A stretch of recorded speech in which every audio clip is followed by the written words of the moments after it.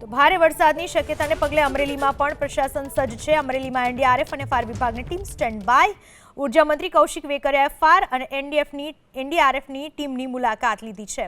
ભારે વરસાદને પગલે અમરેલીમાં પ્રશાસન એલર્ટ મોડમાં છે। એનડીઆરએફની ટીમ સ્ટેન્ડ બાય, ફાયર વિભાગની ટીમ સ્ટેન્ડ બાય અને આ ટીમોની મુલાકાત લીધી ઉર્જા મંત્રી કૌશિક વેકરિયાએ।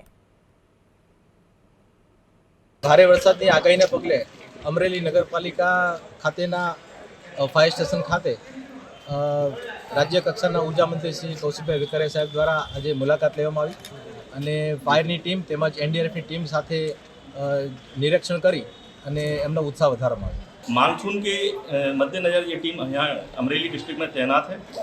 जैसा कि अभी 31 तारीख और 1 तारीख का अभी प्रेडिक्शन है और आईएमडी और एससीओसी डिस्ट्रिक्ट डिजास्टर सेल के द्वारा भी हमें निरंतर सूचना प्राप्त हो रही है कि भारी से भारी बारिश यहाँ होने की संभावना है।